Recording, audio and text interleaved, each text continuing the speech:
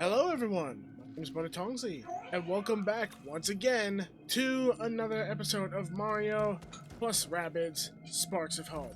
Where we last left off, we have finally helped the people of Palette Prime in their horrible woes and their grand disasters that befall them from that of the darkness, as well as people stealing their lumberjacks' axes, as well as lumberjacks not getting along with spirits of the forest, aka rabbits. But we've made sure everyone lives in peace and harmony now. And we are here now at the Pristine Peaks. I was about to look at the name, but I finally remembered it off the top of my head after a little bit of thinking with my little tiny brain. And in Pristine Peaks, the reason why we are here is, as I said in the last video, we are going to take care of that giant mini-boss-like enemy in here, just like we did with the gigantic Goomba. Now we're going to be facing a gigantic Squashette. And then afterwards, we're going to be going to our next planet, Tera Flora, or Flora Terra. I think it's Tera Flora. I think I got the first one right. So, let us unlock this pipe. And let us get in here. Tiny Dancer. So, wait, this is a tiny... Nah, this can't... Oh, wait, no, I think that's just the quest info. Yeah, most likely. Alright, let us go in this pipe and let us face off against this giant Squashette. You stand before us, dare thinking that you can stand within the Winter Palace? I shall challenge you to see who can own this palace. Yeah!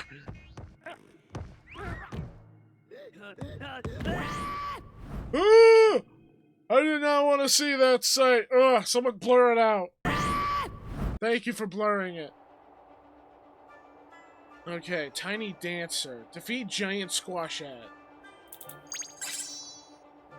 Alright, so, like before, we're gonna need our Tank Buster. And the best Tank Buster we got is Rabid Rosalina. And then, of course, we will need someone to take care of the, Wild Claws. Which I feel like maybe we should probably keep Bowser in the team. Just because he can benefit us. I have no idea, though. Like, we're gonna find out. So, I'm gonna put Rabid Rosalina in, and then we're gonna put Bowser in. Because we're gonna need the assistance of our own ally, Wild Claw, to kind of keep enemies away from us. Especially since this enemy is gonna no doubt be similar, acting to how the past ones are. So, let us get what we need in order to deal with the coming enemies. I didn't. I meant to go into the sparks. Alright, so I'm gonna set them up, and then I'll see you guys when we're going to overview the enemies to see what we're dealing with, and then begin the fight. Alright, so now that we got some sparks going, let's see what we got. Because we not only got the giant Squashette, which of course is going to be resistant to all the specials, but can still take additional damage from them. They also have, if I recall, they do gust damage. Yep, they have Tremor Toss. And then we got these Deep Freeze guys, which thankfully, they do not move additionally when they are damaged. And of course, we also got Scopers. Well, we got Lone Wolves. So, if anything, I'm going to need to try and kind of utilize everyone like I have in the past, which is like using them to assist in like dealing with the enemies while we focus on using Rabid Rosalina's abilities to kind of like halt her from being able to do so much movement. And thankfully, I did do some upgrading with her thing before to put down the cooldown, but I can only do it once. So it's still on a pretty hefty cooldown. But at least I'll be able to ensure us that we'll be able to, like, halt them for a turn. I just have to remember to damage them and then use the ability, so that way I don't end up removing it. So, we are going to start off strong, which is we're going to use Bowser to summon his minions, being both the Wild Claw as well as the Rabid Mecha Koopas. And what's nice is the Rabid Mecha Koopas, they do fire explosives, so they will be extremely effective in this area against all these deep freeze guys. Especially the Lone Wolves. If they reach the Lone Wolves, of course, which I doubt they're going to be able to reach the Lone Wolves, but you never know. I can hope. Alright, we're starting to do a little bit better with Mario. Hopefully we'll be able to continue this and get this finished. Holy crap, this has been taking a long time. Just gonna do this to make the cat scat. Scat cat! There you go. Got rid of them. Of her. Again, at her. Because she is really. She's getting close to being finished. She's only around 4,000 HP left. The only downside of it, though, is the part that, like, she still has quite a bit of HP. But I found one way that makes this fight easier is, like, trying to deny them from having these, like, allies of theirs come out of their portal. Let's go! Because they're constantly spawning deep freezes, and that's what's giving us a problem. But as long as we keep this up, we should be fine. I just really wish that the cooldown for Rabbid Rosalina's ability could be shortened at least by one more turn.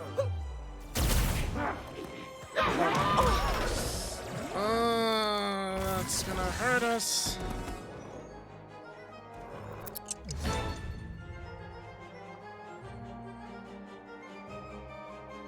Oh boy, okay.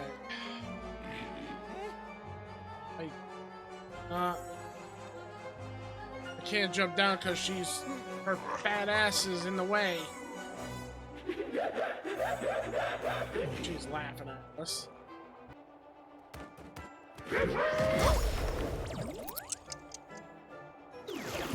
Oh, that's not a good place. Ooh, we might be able to luckily finish her off if we can buff everyone right here and right now. We might be able to do this.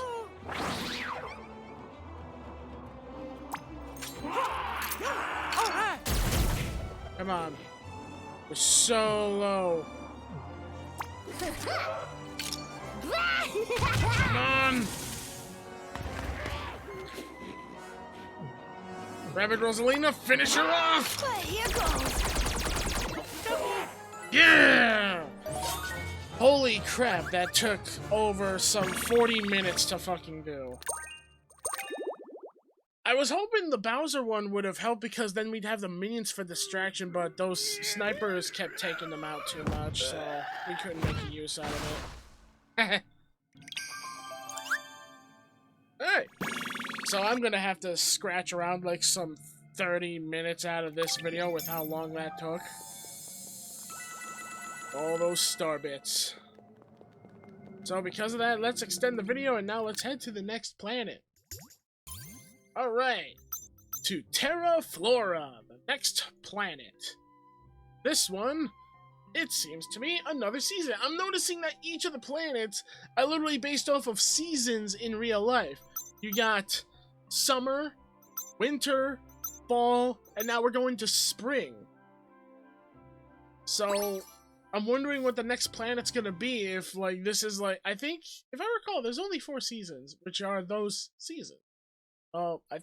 I'm wondering what the next planet's gonna be. We're approaching Tera Flora, home to naturally sparkling mineral water springs, perennial flower prairies, not to mention the ever-blossom tree.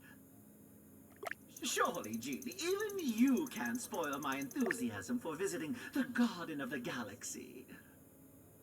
Unfortunately, I believe I can. Curse's stronghold is now in range of our ship's instruments. What? Cursa has constructed a barrier of Darkness energy around it that will prevent us from landing our spaceship there. Even if we do find enough purified Darkness energy to reach it. And you must know a way. What? How's that? How do you figure? You know Bedrock. You know Midnight. There is something you are choosing not to tell us, isn't there?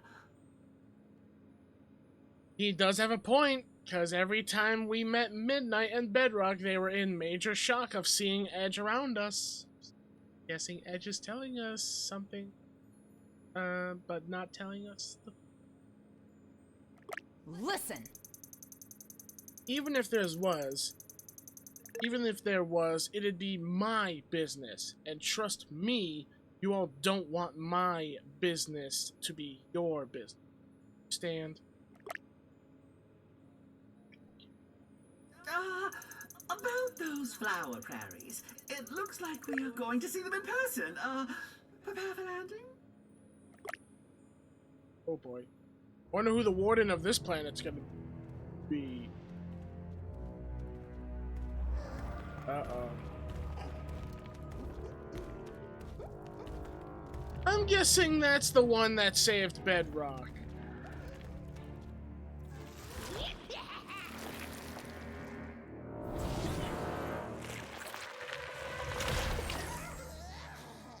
Oh.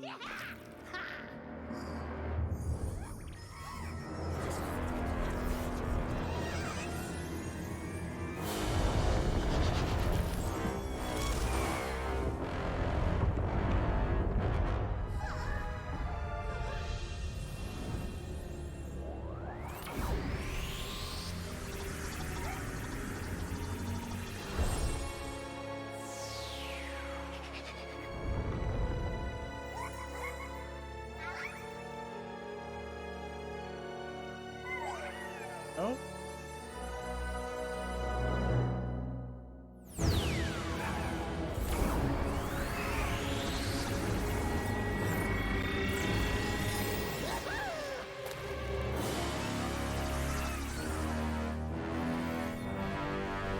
They got sucked in.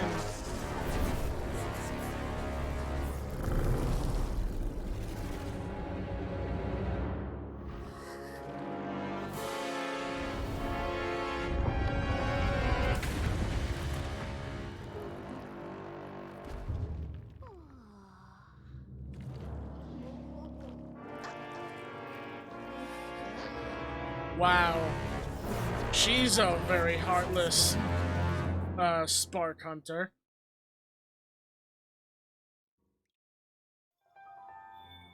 And I'm gonna guess we're gonna have to deal with her on this planet.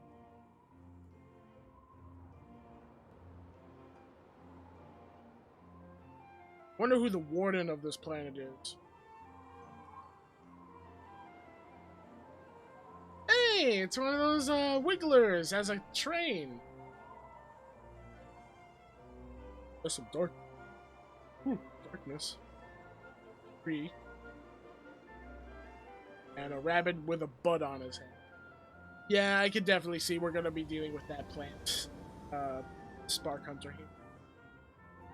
This is exactly up their alley. Then again, the other place was too, being all natural, but... Tera Flora's foliage is suffering. Looks legit to me, and I get bouquets from here all the time.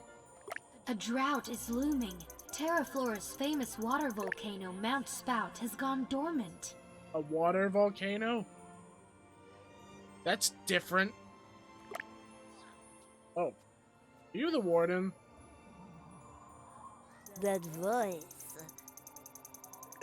Sullivan. That voice. What peerless beauty is it that has vexed me with soul-consuming fire? Her name is Jeannie, our ship's artificially intelligent pilot and systems manager, and I am... You mean to say you have bound this poor creature to this flying effrontery? By what wanton injustice? Actually, while enjoyment of my duties is immaterial, I find them quite pleasurable, Mr. Curse me for an unmannerly pig. Okay, this is a French rabbit. Forgive my manners, my sweetest genie. I am Sullivan, chief engineer of the Wiggler Express Railway. Whoa, steam power. I would love nothing more than to prove to you the superiority of steam power, were it not for the trifling problem on the rails. Yeah, Having that. the dining car run out of cucumber canapes is a trifling problem. That is a darkness tentacle. Boy, snub. Were the vine bridges leading to my train not withered from drought, I'd steamroll the beast and reach Mount Spout in a flash.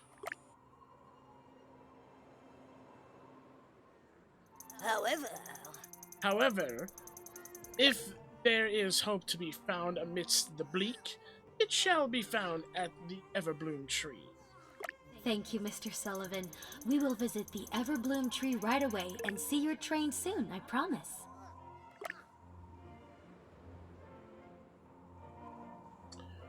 Okay. So, I'm guessing that's not the warden. I was hoping that'd be the bees. Little bees flying around. Anything I can find? Okay. Okay. I was guessing if there was gonna be anything back there. Alrighty then. Guess if anything, it's time to head out. Cannon. Woo! This is actually an interesting looking planet though. This is one that's all like everything floating in the sky.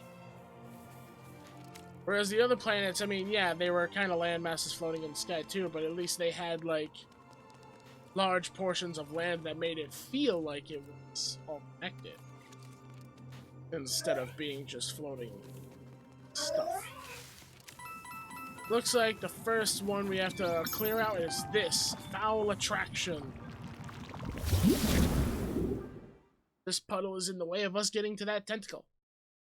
Let's get rid of this puddle and see if we can make a passageway to the tentacle that is blocking the railway.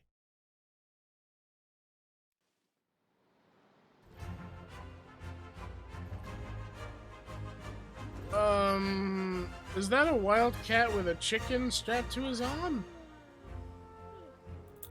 Is that a... Why is there a bear? Those are... I'm gonna guess those barrels are something that we can destroy and inflict splash, isn't it? Magna Foul. Target's closest rival to unleash area attacks that deal massive damage. If its closest opponent isn't within range, it will use a technique to draw them closer. Oh, I don't like you at all. You, I especially don't like. Okay. This might be an annoying fight. Hey! It's been real. I got rid of that one, and Rabbid Mario has this one really weakened. Whoa! Thankfully, he has a lot of health. I think Rabbid Mario might be the best one to use against these guys because of the large health pool, as well as his fist weapons do a large amount of damage. I still don't know though. Like, I know he did a lot of damage to that one, but that was also because we also boosted him with Mario. I don't know. We'll have to see in the future. I probably should have been using him this whole time, but I've been fucking it up and using everyone else instead and making it harder for myself. Okay, for a second I thought he was going to use that technique to pull us, but I guess his technique doesn't have that big range. So at least that's going for us. He's retreating. But they're going after Rabbid Peach. Ooh, except for that.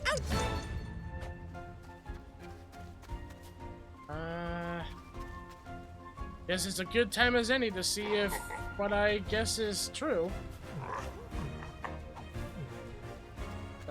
We don't have any way of getting up there.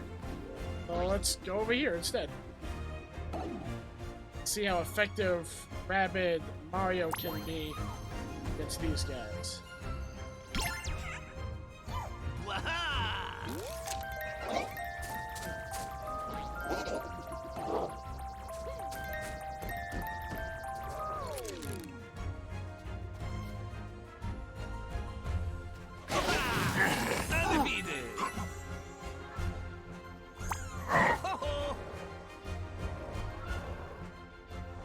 Okay, so I feel like he might be out of the blast radius because I'm noticing he's getting little bit less damage than the other one. So I think, yeah, Rabbid Mario is the best choice for facing off against these Wildcat like it. 1, 2, 4. Especially with the large amount of damage that he can do. So yeah, I think I should have been using Rabbid Mario. That was my mistake. And kaboom! They are dead. Alright, so future fights against large amounts of Wildcats, we're gonna from now on use Rabbid Mario because he seems to be a lot more effective at dealing with them than other characters. Wish I knew that to begin with, but they don't really give you any tutorials telling you that stuff. I also got some prism skills, which I'm definitely going to be spending some prism stuff on.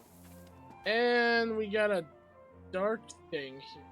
Beepo's wave power needs to be upgraded to access wave power. So I guess we're going to be getting another power? Oh.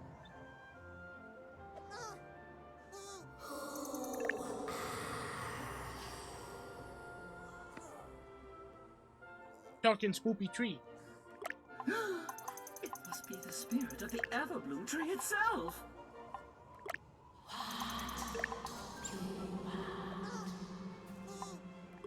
We mean you no harm. In fact, we can help restore your majestic Everbloom to its natural efflorescing state.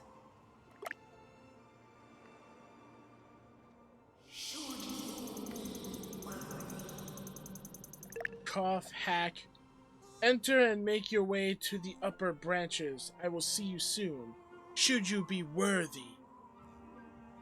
Okay, it looks like we're gonna be going up a tree. Yes, of course, oh great spirit of the Everbloom. Thank you. You won't regret it. Wait. Wipe your feet before you come in.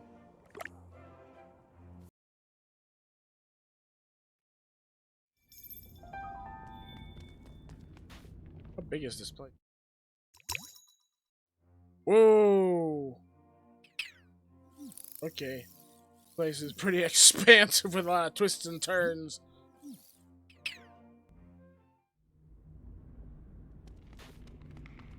You know what? Actually, this could be a really good ending point right here.